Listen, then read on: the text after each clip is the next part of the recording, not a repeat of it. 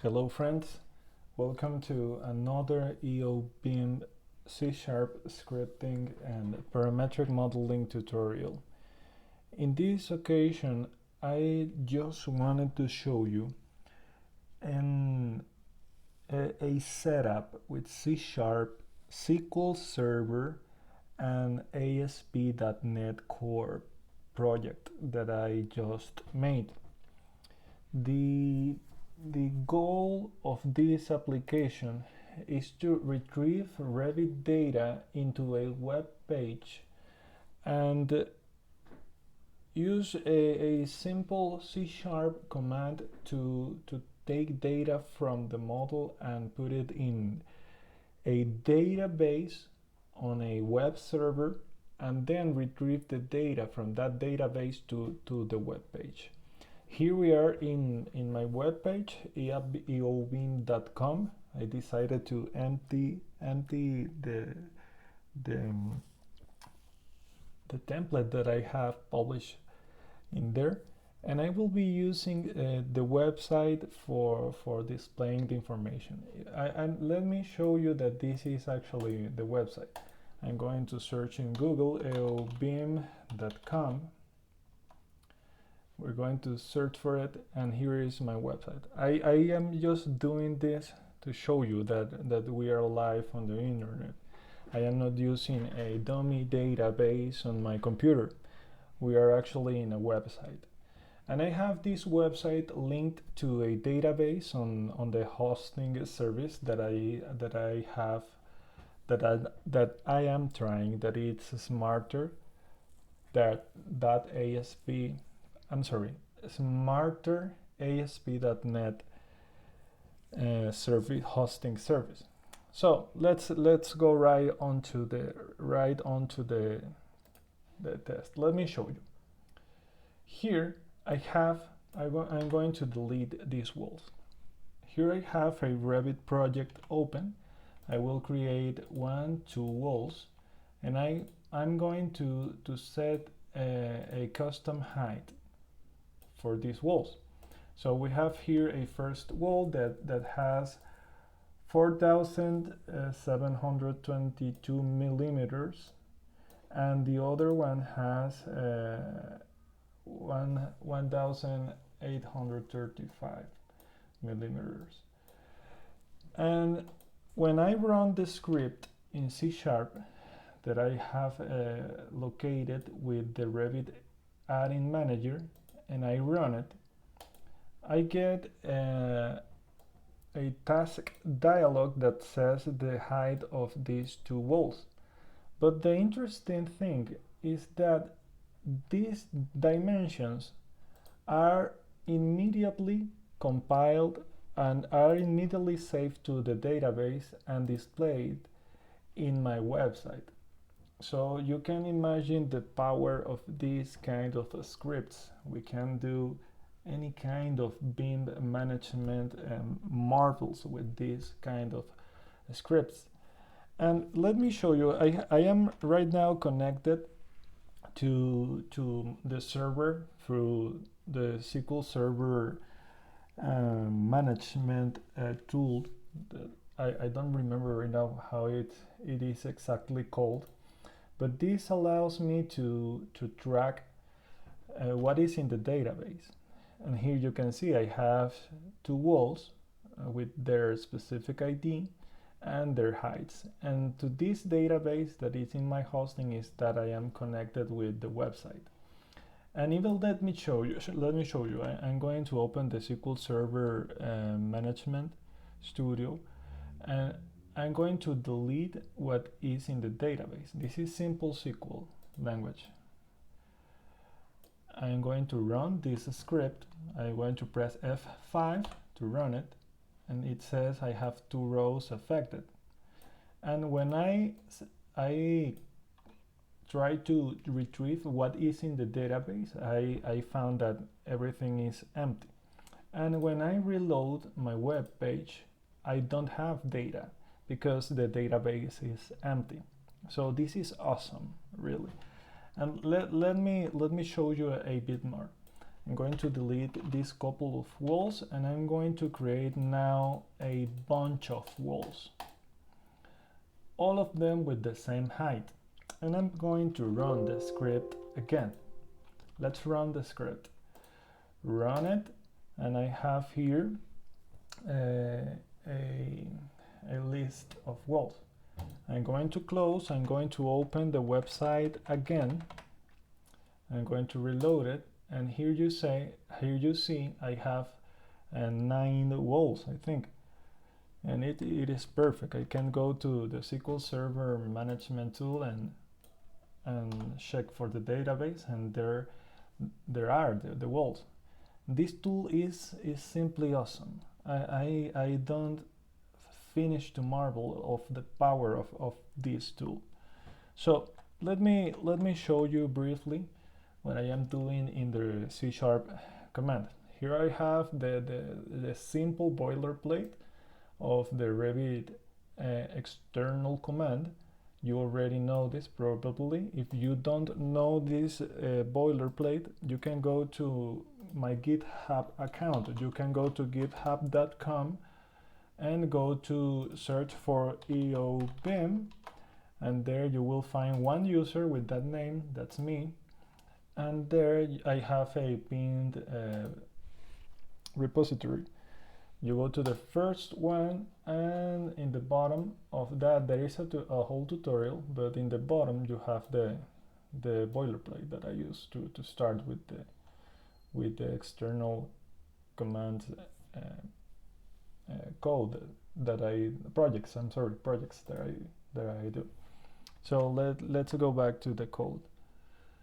Here we have that boilerplate, and inside of the command, the command itself, I just create a filter element collector that gets all the elements inside the active view. It only filters the element in the active view, and this filter is narrowed to a category filter. This method takes this argument. It asked for an enumeration that is built-in category, and there you find the particular category that you are filtering. In my case, I am filtering walls, but you could do this with floors, with roof, with whatever you want.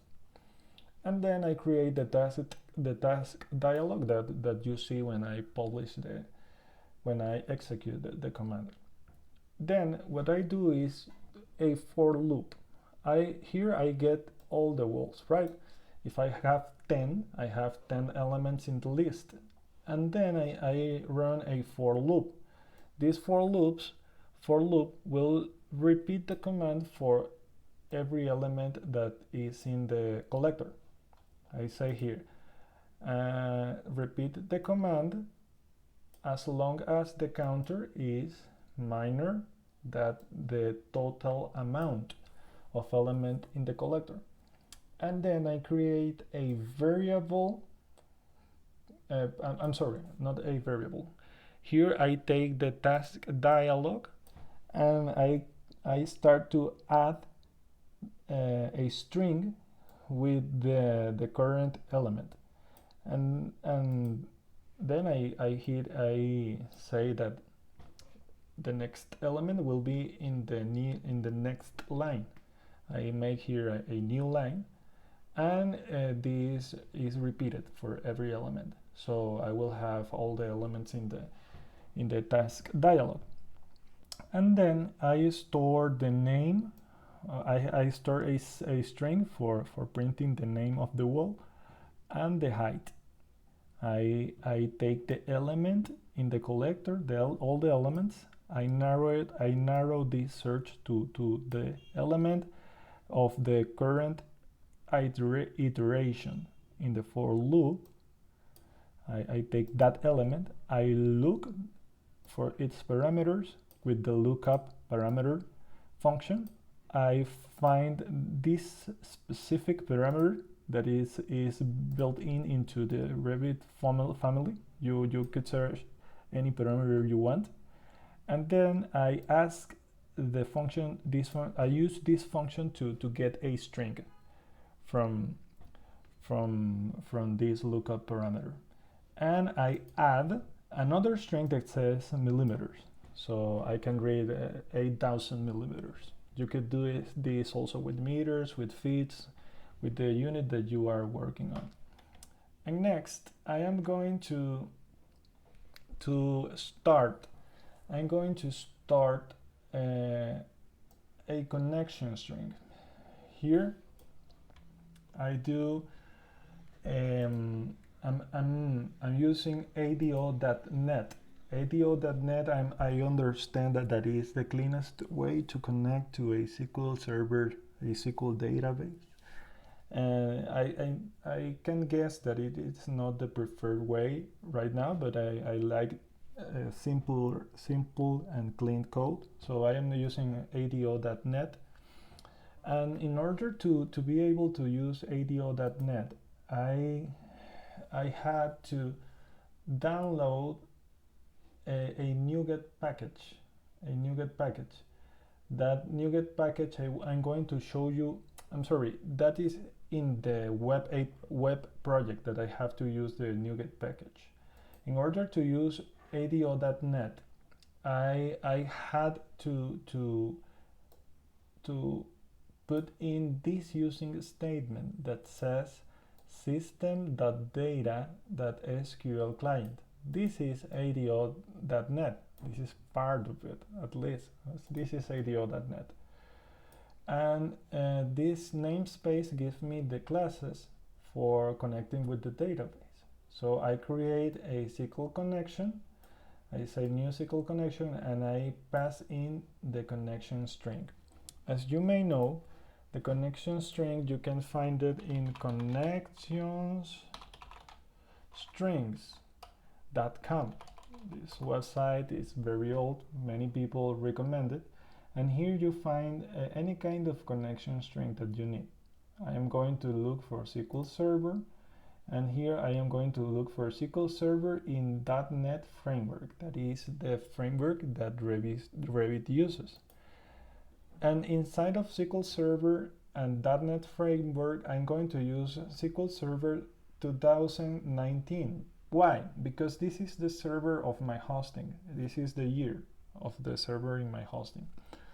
So I think so. I remember that I was pretty specific when I found this server. So you could try, I guess, these other options, but this works for me. And here I have this for trusted connections. This is when you access to a database from your computer, you have that trusted connection. But in my case, I am using this one. I am using the standard security connection string. So that's it. And then when I create the SQL, the connection to the server with the connection string, here I use a using statement. This closes the connection once that the curly bracket, the code block ends. This closes this connection. Once that this code block ends, the connection is closed. So the first thing that you have to do after that is open that connection that you instantiated in here with that new object, SQL connection, and then you have to create the actual SQL command. This is also in the ADO.NET namespace.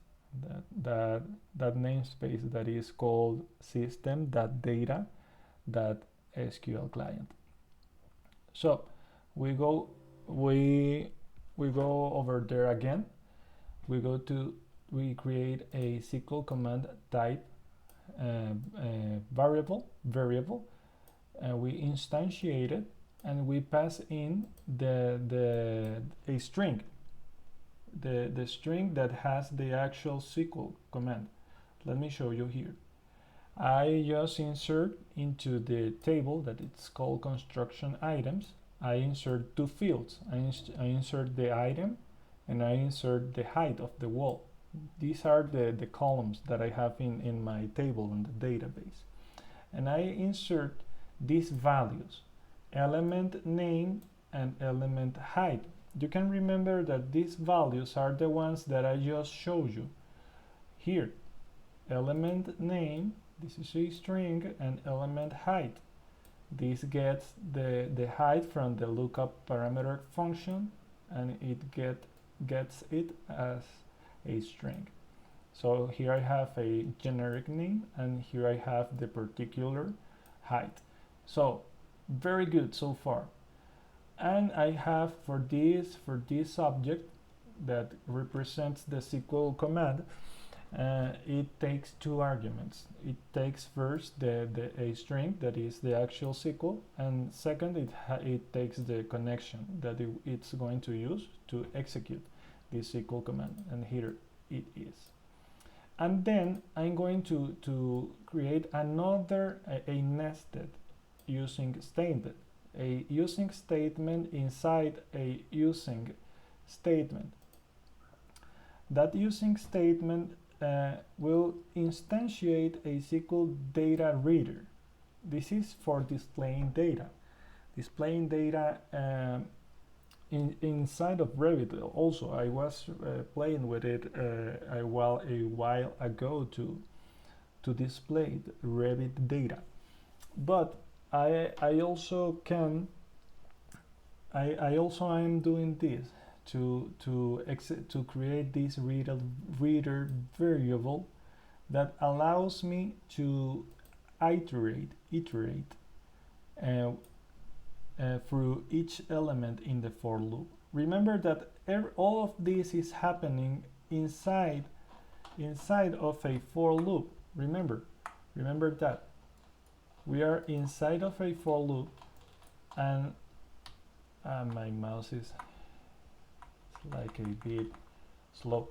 Here inside of this for loop we are working, and here we are iterating for each wall that we have collected. So in each repetition we will execute this command, this SQL command. So you can see it here.